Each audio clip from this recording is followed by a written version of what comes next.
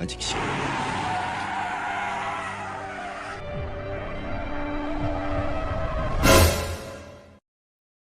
Halo semuanya, selamat datang kembali di channel ini. Kali ini aku akan menceritakan film yang terbilang cukup seru untuk ditonton, terutama bagi kalian para remaja SMA. Film ini menceritakan seorang pria yang kembali ke masa lalu ketika pada saat itu umurnya 18 tahun.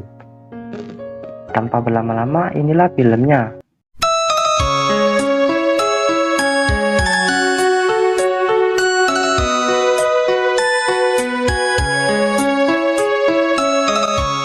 Film diawali dengan diperlihatkan petugas rumah sakit yang sedang buru-buru membawa seorang gadis dengan kondisi patah kaki. Nampaknya seorang gadis ini mencoba mau bunuh diri. Tak disangka, Kyung Wi malah menyarankan menggunakan tali lompat agar cepat mati. Membuat petugas pun bengong. Lalu Kyung Wi menyuruhnya masuk ke ruang rawat. Di sini Kyung Wi melihat gadis tadi. Ia mengatakan, beruntung kau tidak dioperasi. Lalu Kyung Wi beranjak pergi dari ruangan itu. Kyung Wi ini mempunyai masa lalu yang kelam dan penuh penyesalan. Ia terus dibayang-bayangi rasa penyesalan dengan seorang gadis yang sangat cantik pada masanya. Kita flashback ke masa lalu Kyung Wi pada saat masih bersekolah. Ia bertemu dengan seorang gadis di pinggir stasiun kereta. Lalu, tibalah Kyung Wi di sekolah. Tanpa disadari, gadis yang ia lihat di stasiun tadi ternyata pindah ke sekolahnya. Lalu, sang guru menyuruh gadis tersebut untuk memperkenalkan diri. Dedek cantik itu bernama Hanabi. Ia mengatakan agar semua orang di dalam kelas tidak berteman dengannya dan menjauhinya. Pada saat itu, Kyung Wi sama sekali tak peduli dan lebih fokus ke pelajaran. Sungguh disayangkan sekali. Saat jam istirahat, Kyung Wi lari terbirit-birit membeli roti krim berisi keju untuk si tukang buli itu. Kyung Wi menjadi budak mereka. Jika melakukan kesalahan, Kyung Wi dipukuli habis-habisan. Lalu dengan perasaan frustasi dan sangat memalukan, Kyung Wi mencoba membunuh diri. Ingin lompat dari atas gedung ke bawah. Namun, tanpa ia sadari di sana juga ada Hanabi. Di sini ia curhat kepada Hanabi kalau ia sudah tidak layak hidup lagi karena ia sering dipermalukan dan disuruh-suruh ke sana ke sini. Ya, itulah pokoknya. Singkat cerita, Hanabi pun mengajak Kyung Wi menemui si tukang buli itu. Hanabi menyuruhnya untuk memejamkan mata. Si boker ini ngira yang enak-enak. Ia pikir kalau Hanabi ingin menciumnya.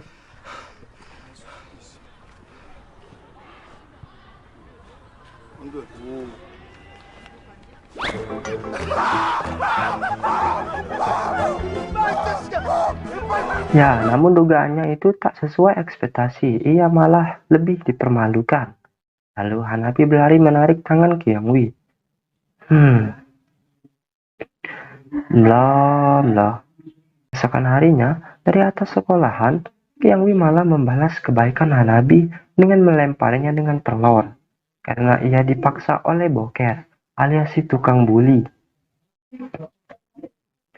Lalu, pada saat pulang sekolah, Kyung Wi mengejar Hanabi dan ingin meminta maaf. Tetapi, Kyung Wi malah tidak berkata apa-apa. Ia tidak berani mengatakan maaf. Dulun. Di suatu pagi, dihebohkan berita tentang Hanabi yang telah mati karena bunuh diri. Mendengar hal itu, sontak Kyung Wi sangat sedih karena orang yang telah menolongnya kini telah tiada untuk selama-lamanya. Lalu scene diperlihatkan Kyung Wi yang sekarang, yang sudah sukses menjadi seorang dokter. Ia sedang teleponan dengan kakak perempuannya. Kakaknya menjodohkan Kyung Wi dengan gadis lain. Di sini Kyung Wi tidak mau karena ia tidak bisa melupakan Hanabi. Di malam harinya, Kyung Wi pergi ke tempat ayahnya Hanabi. Ia cukup akrab dengan ayahnya. Di sana ia termenung 나도 melihat 비슷해. foto Hanabi. 맨날 얼굴 본 날로 치면 누구도 못할 수도 있어. Pada waktu itu ia tidak sengaja melihat buku diari milik Hanabi. Ia membacanya dan bertuliskan, "Aku mohon, tolonglah aku. Aku harap seorang bisa menolongku."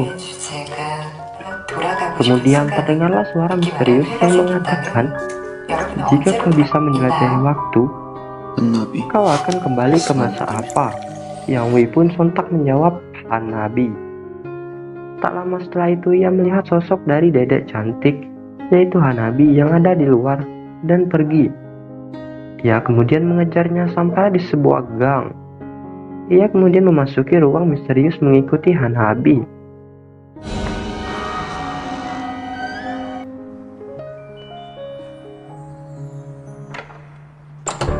Dan tanpa diduga, ia berada di masa lalu yang sontak membuat ia sendiri terkejut dengan penampilannya.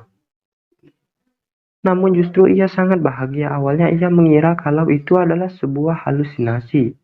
Tapi itu memang benar-benar nyata. Ia kembali merasakan masa mudanya saat SMA. Saat itu ia pun berlari kencang menuju seorang, dan itu adalah Hanabi. Sontak langsung saja ia memeluknya. Berkata, "Aku kembali dan aku merindukanmu."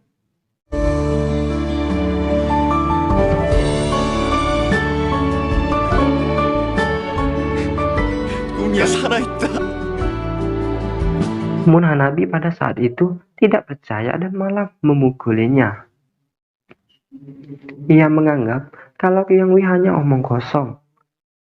Di saat itu, jelas sikapnya Qiang Wei berubah menjadi lebih dewasa.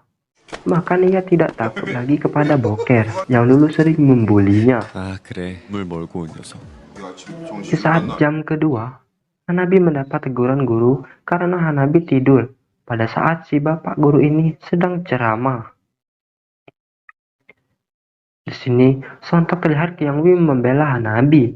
Ia mengatakan kalau cara mengajar dari Pak Guru ini justru salah. Dan dengan itu, Pak Guru memberikan mereka hadiah yang berupa hukuman.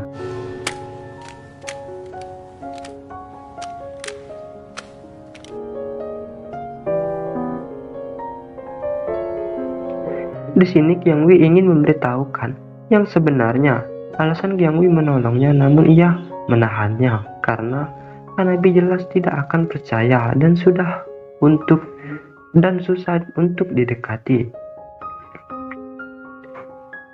Di suatu malam,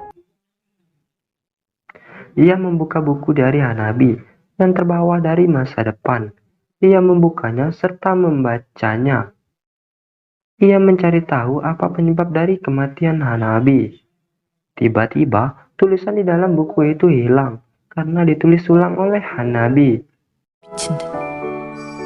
생긴 것도 음흉 가까이 지내지 않는 게 좋을 것 같다. 어디서 쌍팔년도 작업 멘트를 날리는지. Besok harinya, ia merubah penampilannya ke mode epic dengan ciri khas ala bergayanya pada masa itu. Sontak temannya pun terkejut melihatnya. Namun di sini, Hanabi tetap bersifat biasa saja.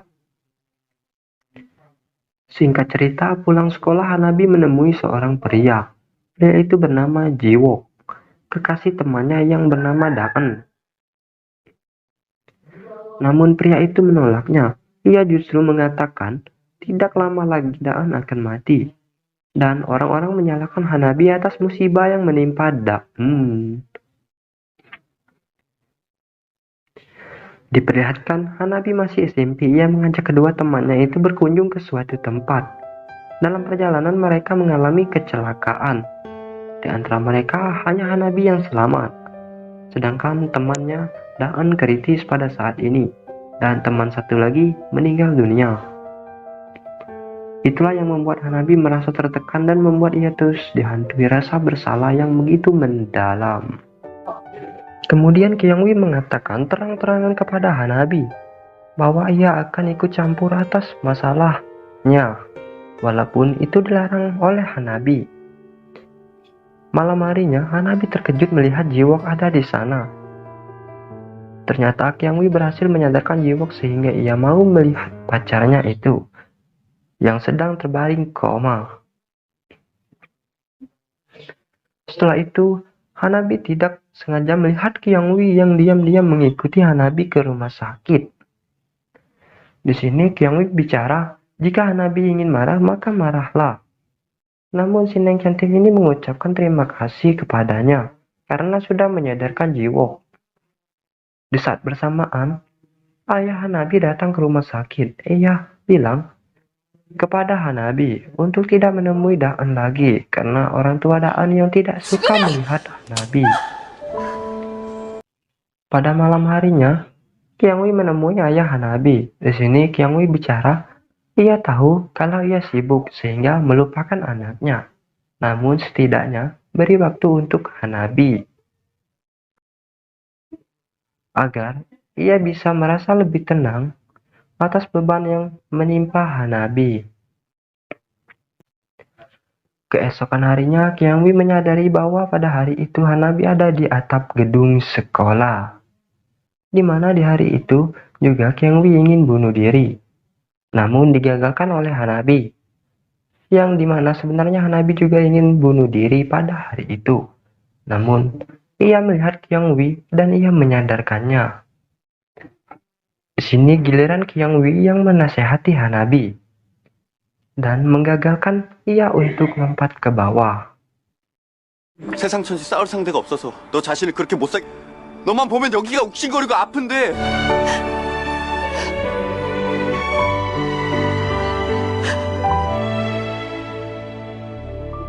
Akhirnya, Qiang Wei menyadari bahwa kejadian di masa lalu tidak dapat dihentikan.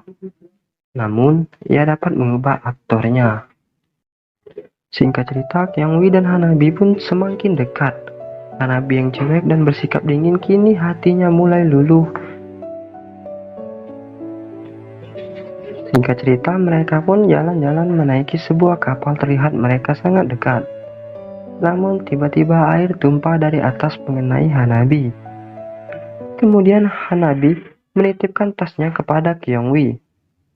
Sedangkan ia pergi ke kamar kecil. Lalu tak lama handphonenya Hanabi berbunyi. Di sini Qiang Wei teringat bahwa hari ini adalah hari Hanabi bunuh diri. Qiang Wei pun mengangkat telepon itu, yaitu telepon dari pihak rumah sakit yang mengabarkan bahwa keadaan Daan semakin memburuk. Hanabi pun kembali, namun Qiang Wei menyembunyikannya agar Hanabi tidak tertekan. Mereka pun lanjut berduaan. Di sini Qiang Wei sengaja menyatukan handphonenya Hanabi agar tidak ada lagi yang mengganggunya. Malam harinya, Qiang Wei merasa ragu untuk melepas Hanabi. Ia memberikan jepit rambut kepada Hanabi sebagai kado ulang tahunnya Hanabi. Hanabi juga tidak kalah serunya, ia memberikan sebuah kejutan pertamanya kepada Qiang Wei yang membuat Qiang Wei panas dingin. Ternyata Qiang Wei belum merasa puas dan juga telah menahan rindu yang selama puluhan tahun. Dan ya begitulah bla bla.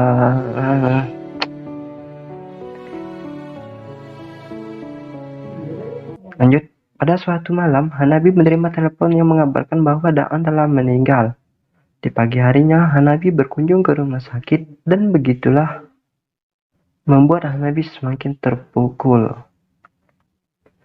Mendengar hal itu, Hanabi mencoba lagi untuk mengakhiri hidupnya. Namun ia teringat kepada Qiang Wei karena telah memberikannya banyak harapan dan pencerahan. Hanabi pun pergi menemui Qiang Wei.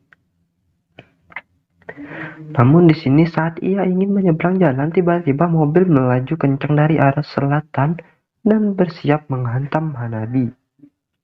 Pada saat itu, Qiang Wei teringat bahwa kejadian di masa lalu tidak dapat dihentikan. Namun, ia dapat mengubah aktornya. Seketika itu juga Qiang Wei mengorbankan dirinya demi dedek Hanabi yang manis. Sehingga ia tertabrak mobil itu. Mengetahui apa yang bakalan terjadi padanya, Babang Tampan ini telah menulis segalanya di dalam sebuah suratnya. Dalam surat itu menjelaskan apa yang semua terjadi, bahwa ia datang dari masa depan kembali ke masa lalu, yaitu hanya untuk menyelamatkan Hanabi.